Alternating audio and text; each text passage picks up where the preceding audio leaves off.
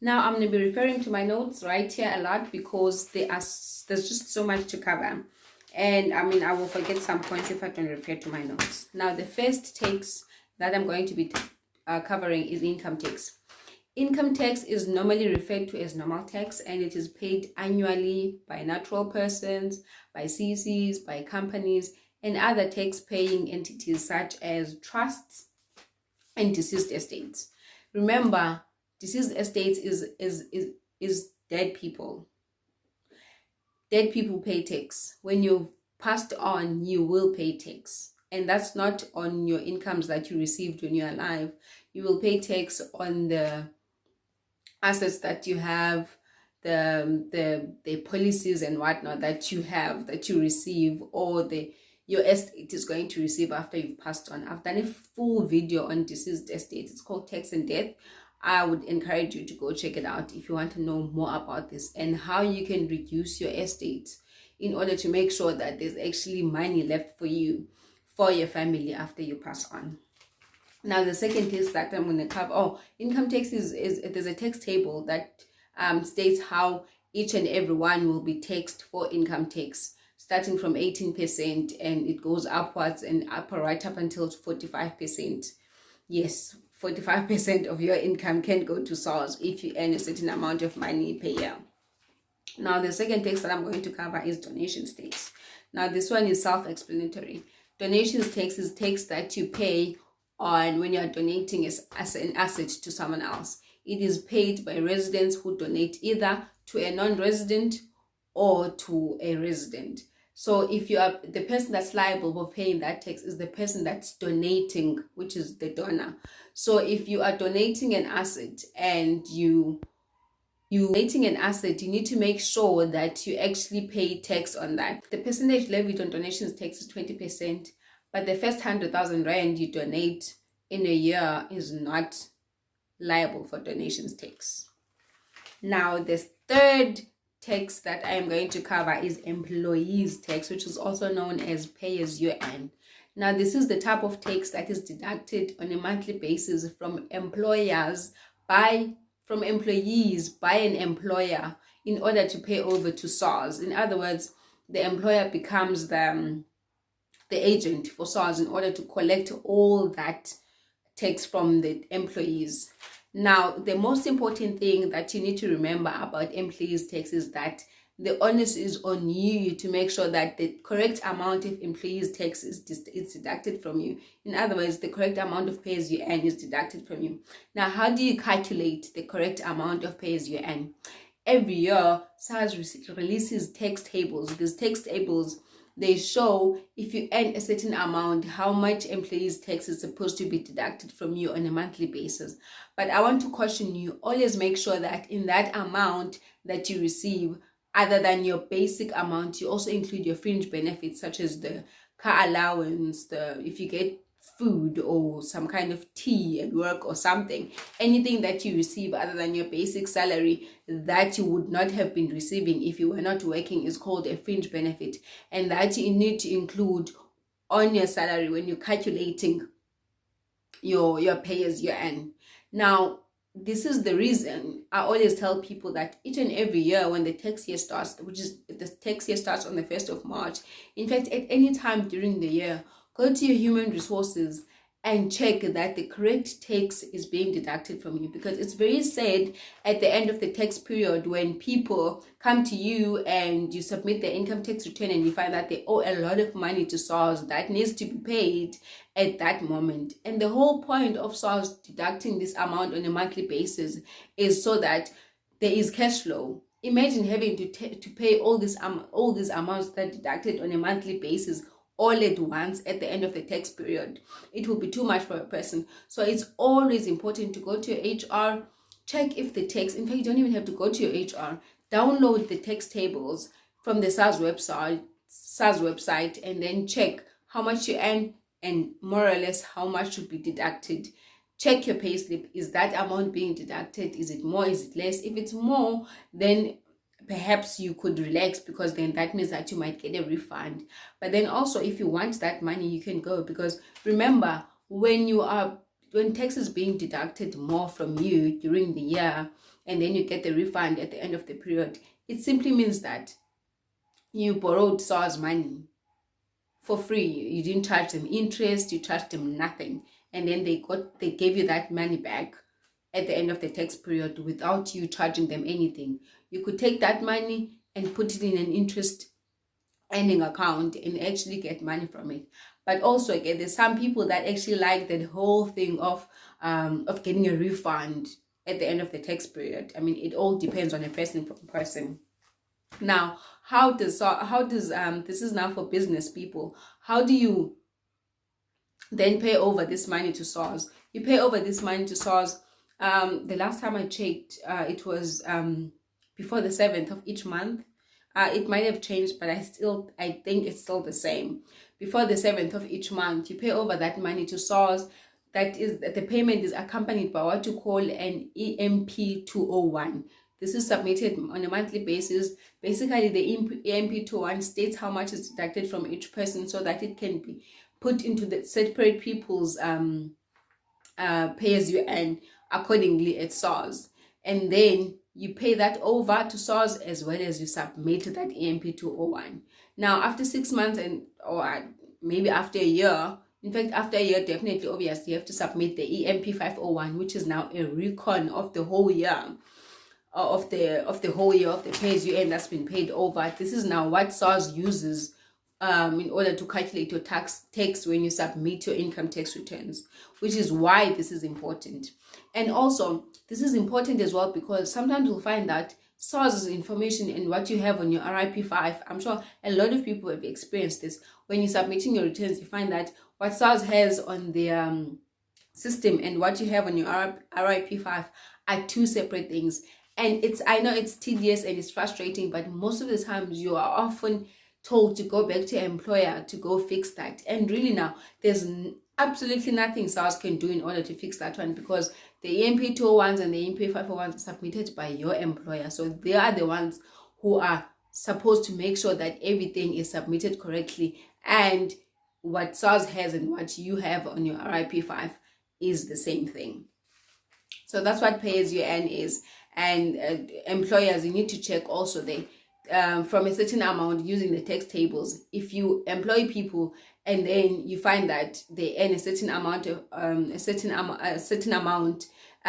you need to check if whether or not you should have been deducting pay as you earn from them, because that's very important. Sometimes people don't even know, but you as an I would say you need to find out. It's part, because you remember you are the agent between the SARS and the employer. So you need to find out that should you be deducting monies from those people, because imagine now you don't deduct anything the whole year and then the person finds out that it should have been they should be been paying tax the whole year. Even onus lies on the employee to make sure that the correct tax is deducted. Now, the next one I'm going to cover is value added tax, which is VAT. Now, with value added tax, I've done a separate video on it, on how to register, what it is, what are the disadvantages, and what are the advantages of VAT. Basically, it's 15%. It used to be 14%, and actually, when it started long ago, it was 10%. It was 10%, and then it went to 14%. But now it's sitting at 15%. VAT is basically it's an indirect tax in the sense that it is actually levied. It's not levied on a specific person or a certain people that said earn a certain income. This is basically VAT that's added on transactions. In other words, if you are buying something and the person you are buying from is VAT registered, then that means that in their price, 15% of that price is going to go to SARS. In other words, it's VAT. That is why for VAT, the economy is very important, because if the economy is not going well, then SARS is not going to get a lot of money from VAT. The more people have money in their pockets, then the more money SARS is going to get, because then people are going to be buying and there's going to be lots and lots of transactions. So it's an inclusive tax, in other words, because it is included on the price of the item. You don't go to, say for instance, Spar, and then you buy, and then you go to another corner at Spar and you're like, okay, well, here I am paying my VAT. Whatever you buy, if you're buying bread, you don't pay VAT on bread. But if you're buying, say for instance, you're buying a window, then the price of that window, VAT is already included there. That's why it's an inclusive um, tax, and it is included on the price of the product when you are buying it. You don't have to go an extra. Don't have to take an extra step in order to make sure that you're actually paying VAT. It's included in your price. So, and also please do check out my video on VAT and how to register for it, and why you should register or why you should not register, and if or not you qualify to register for VAT. This is now for business people. Now the next tax type that I'm going to cover is capital gains tax. Now capital gains tax is tax that is levied when you sell an asset. Remember about tax on when you've earned an income and VAT and so on and so on. But what about when you sell an asset? SARS still taxes you, unfortunately.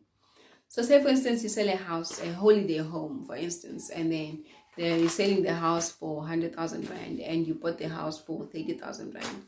That means then you 70,000 rand, obviously take into account all the other expenses that you incurred when you were trying to sell the house. Or let's say all the other expenses amounted to 20,000 rand, which means that your profit on that house is 50,000 rand. Now SARS is going to include, depending on the tax bracket that you are in for your income tax, SARS is only going to include a certain percentage of that capital gains tax into your income tax. So in other words, capital gains tax is part of your income tax, because also that one is also included when you do your annual returns on at the end of the tax period. But now remember, with capital gains tax, guys, you will be just keep track of what you sold throughout the year. If you're a person that buys and sells and does all this stuff, or if you've sold something, just keep track of everything, because you find out with most people, they forget. A person will sell a house and then they'll submit their income tax, especially if it's something that, because with some people this is something that happens once in a while. So a person will sell a house in April, and then when they submit their income tax returns the following year, in July, when the tax season opens, they've completely forgotten that they sold the house, and then they don't include that, and SARS is not going to take it.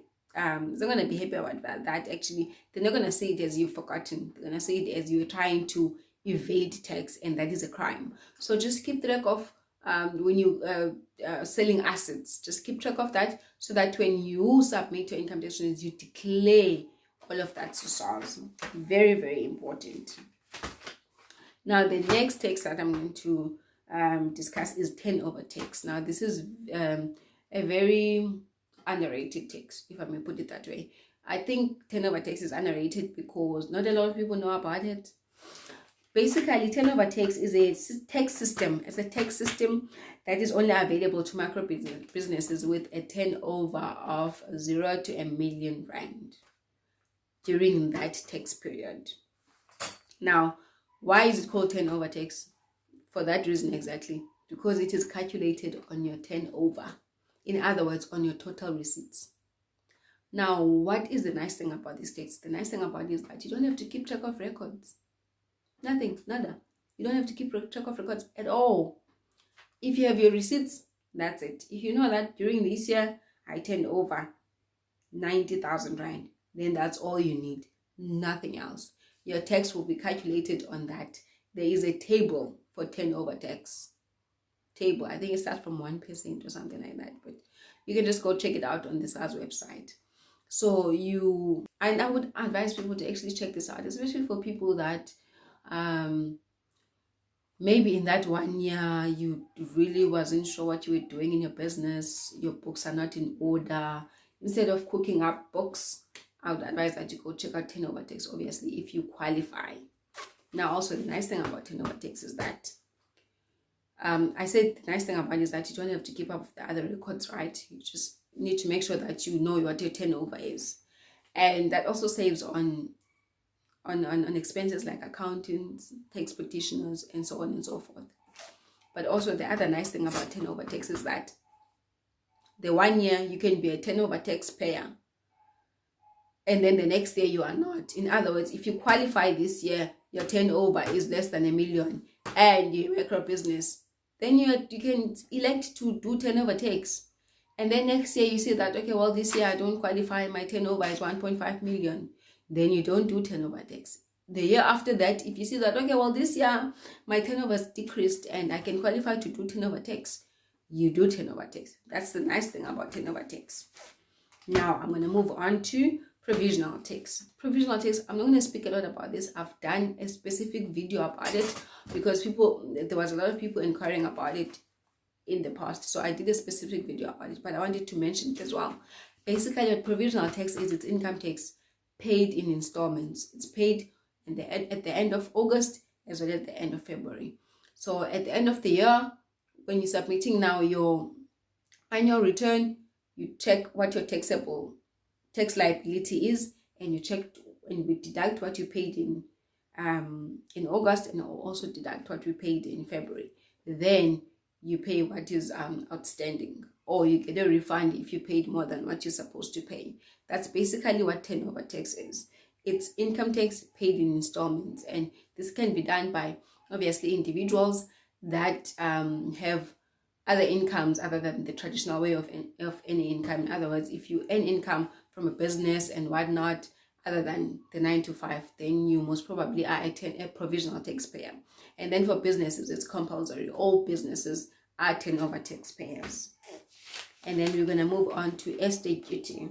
Now, I've also done a video on specifically on estate duty as well, on how you can make sure you decrease your estate duty, and how you can make sure as well that you become smart about your money, so that you can actually have money left for your family when you die. So estate duty is basically tax that is paid after you die. So what normally happens is, the day that you die, for instance, if someone dies today, because I don't want to say if I die today or if you die today. If someone dies today, the tax that they're going to, their first return that they're going to submit is going to be from 1st March 2020 to today, which is the 12th of January, right? 12th January 2021. That's the first return that they're going to submit. It's going to be on the incomes that they received up until today.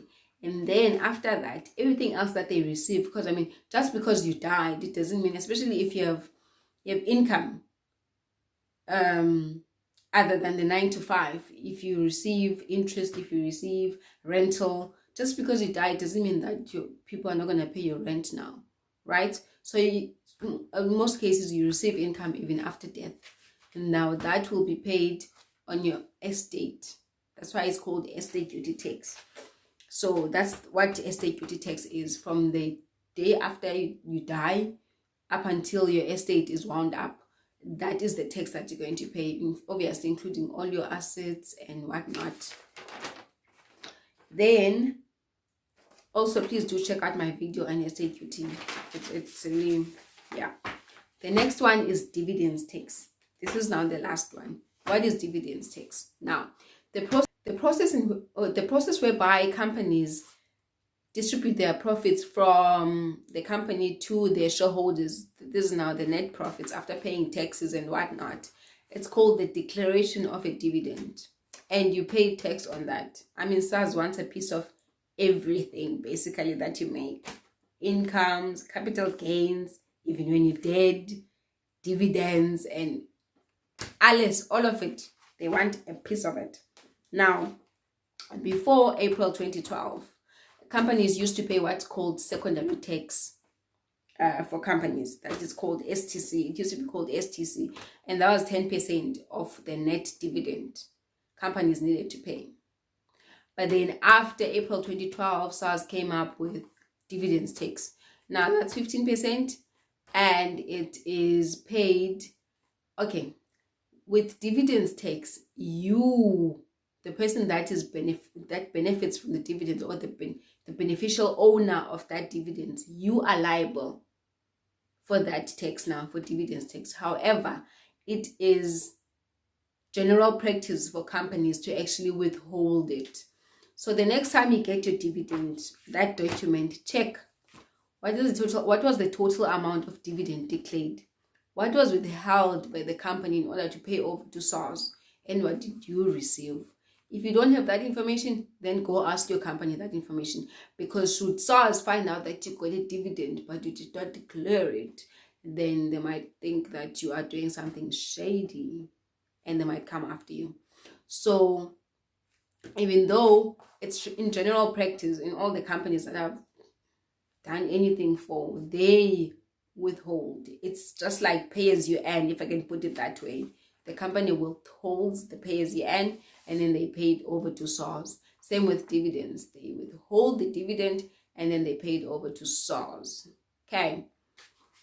Same here. So just make sure that the company pays the dividend. And that concludes our video for today. I hope you've learned a lot. Please share, and if you want more tax tips and you want to learn more about tax, please subscribe to my channel. Subscribe, and also check out the other videos that I've done. Yes, thank you.